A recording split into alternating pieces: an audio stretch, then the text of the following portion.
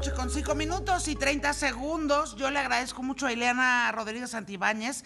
Ella es internacionalista, que entre en este espacio para platicarnos exactamente en dónde está, no nada más la región, Ucrania, Rusia, Estados Unidos, sino pues el mundo, porque yo creo que esta sensación desde la Guerra Fría que no había tenido lugar nuevamente, esta sensación de que el mundo puede estar colgando de un hilo, la paz mundial. Muy buenas noches, Ileana, gracias por entrar aquí a este espacio, aquí a Ya Sierra. ¿Qué tal, Yuridia? Muy buenas noches a ti y a todo el auditorio. ¿Qué está pasando exactamente en el conflicto por Ucrania? Bueno, pues mira, pensábamos, y muchos internacionalistas pensaban, y politólogos, que con la pandemia se estaría marcando una nueva era de reacomodos que permitiría un nuevo orden mundial. Sin embargo, la estructura de organizaciones internacionales no cambió, pero lo que sí estamos viendo es que tras la pandemia, que sí deja muy lastimadas a las economías, vienen reacomodos geopolíticos tratando de marcar sus ejes de influencia en muchos estados, pero también impidiendo que muchos de estos pasen a la influencia de Occidente. En este caso, Ucrania, una de las 15 comunidades independientes que pertenecían a la entonces Unión Soviética, que después de la caída del muro de Berlín y tras el glasnoto perestroika de Gorbachev se independizaron. Ahora, en esta nueva era, estamos viendo cómo Rusia marca su influencia sobre de estas, pero en particular en Ucrania.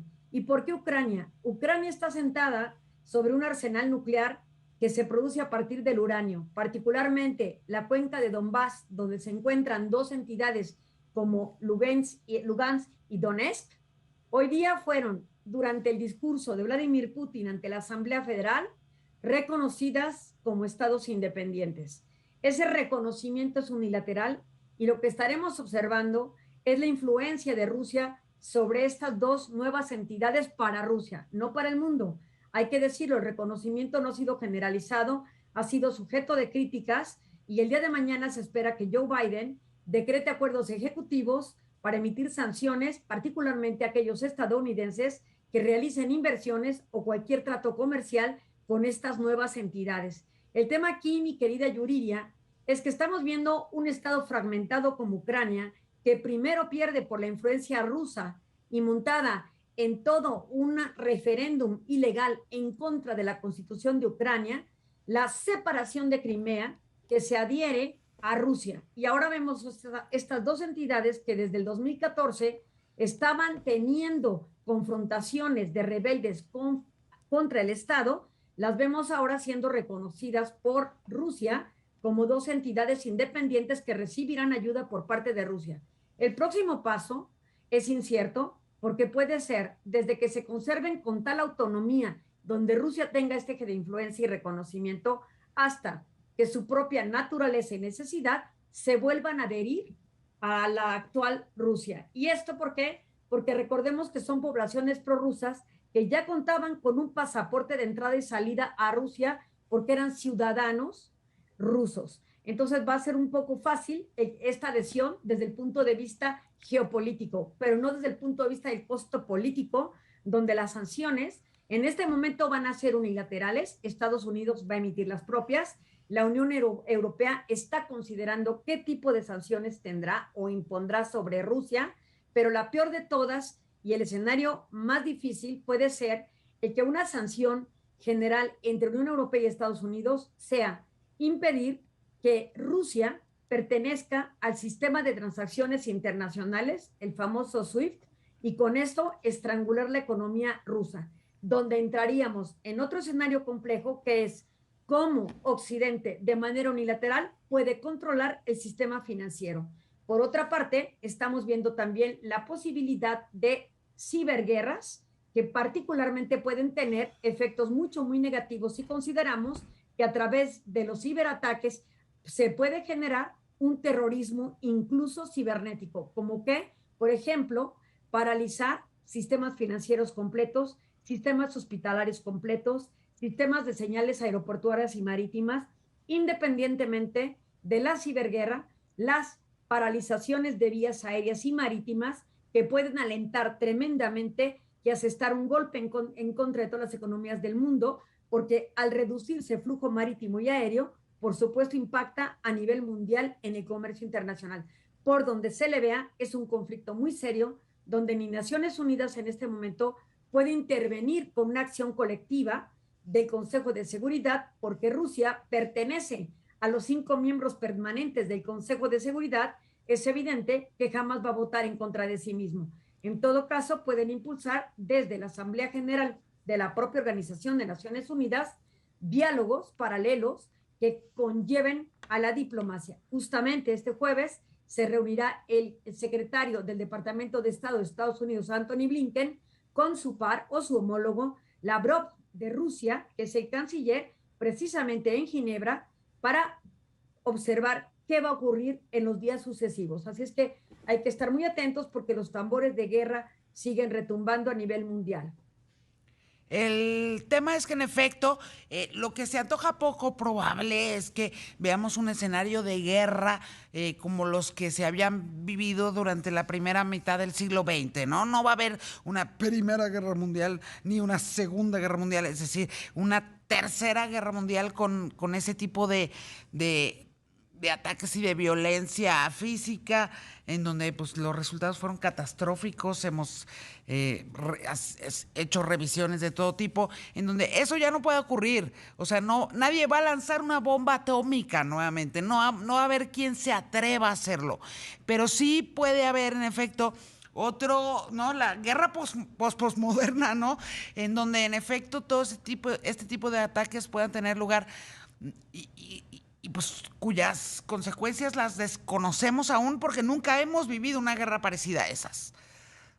Es correcto. Yo tampoco manejaría un tono tan apocalíptico como para decir que va a haber una tercera guerra mundial. No.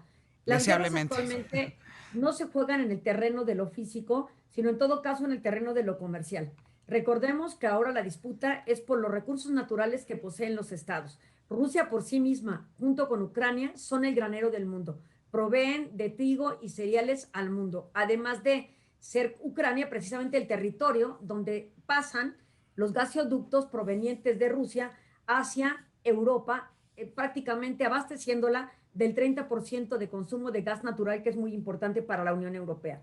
Entonces, esto sí se va a tener que, sí o sí, negociar en términos diplomáticos, darle una salida, pero lo que sí estamos ciertos, yo diría, es que estamos viendo de regreso a Rusia fortalecida en el escenario internacional, donde sí había pasado a un plano inferior tras la Segunda Guerra Mundial y por supuesto estamos viendo cómo se está reposicionando frente a Estados Unidos y teniendo como una aliada a China. Así es que no es que estemos viendo un reacomodo del mundo, sino en todo caso marcando muy bien sus esferas de influencia entre Oriente y Occidente, y ahí van a competir estos mercados.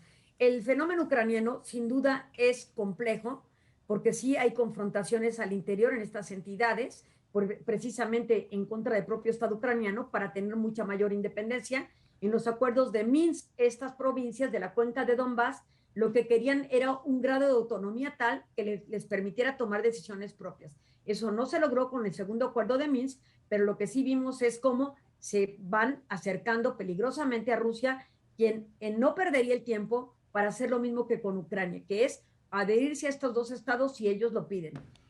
Vamos a ver en lo subsecuente cuáles son las sanciones y cuál es el nivel de respuesta, porque también en el discurso de hoy de Vladimir Putin prácticamente aludió a que no se van a dejar y que habrá una respuesta severa en la medida y la proporción que Occidente también imponga las propias. Entonces, esta es una guerra que tendrá otras diferencias en comparación efectivamente a las guerras que vimos en el pasado.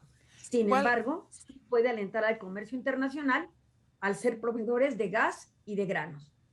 ¿Cuál será, digamos, tengo dos preguntas para ti, porque de entrada, pues sí, no, si esto hubiera pasado en algún momento de los últimos 15 años, quizá tendríamos muy clara la respuesta como la tuvimos en momentos en los que ocurrió, ¿no?, el terrible diferendo de Estados Unidos con Kuwait o con con Irak, con todos los temas de Medio Oriente, pero ¿cuál va a ser el posicionamiento y cuál tendría que ser el posicionamiento del gobierno mexicano ante este escenario que cada vez se está convirtiendo en un escenario en efecto más complejo?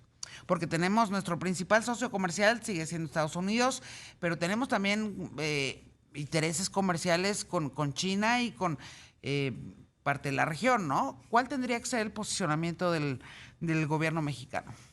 Bueno, pues yo sí creo, Yuridia, que aquí sí le va a funcionar la invocada doctrina Estrada de no reconocimiento de gobierno, es más bien mantenerse al margen y ser respetuoso de la libre autodeterminación de los pueblos, que reza esa doctrina y los principios de la Constitución consagrados en el artículo 89, fracción 10.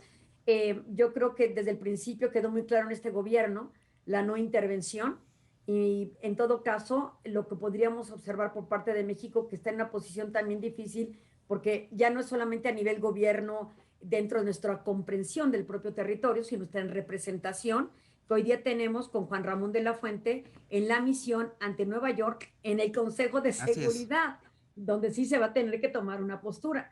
Y seguramente que el llamado de México, como lo hizo cuando presidió al Consejo de Seguridad, cuando levantó toda esta demanda en contra de las fabricantes de armas, etcétera, es precisamente fomentar el diálogo y el arreglo pacífico de solución de controversias, que es lo que México ha postulado con anterioridad y en este gobierno. Así es que yo creo que va a seguir por la misma línea, llamando al diálogo y teniendo la expectativa de que en Ginebra se destrabe esta situación. Si bien es cierto, la población de esa región es prorrusa, hay que considerar que corresponden a la integridad de un territorio que hoy se ve vulnerado por los intereses tanto europeos, donde está la OTAN, y por supuesto los intereses de Rusia, que hoy día quedaron Ahí está. muy delimitados en este discurso.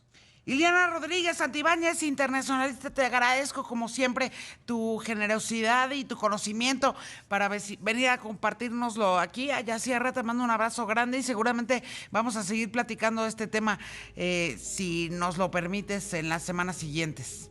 Con Te todo mando gusto, un privilegio. un abrazo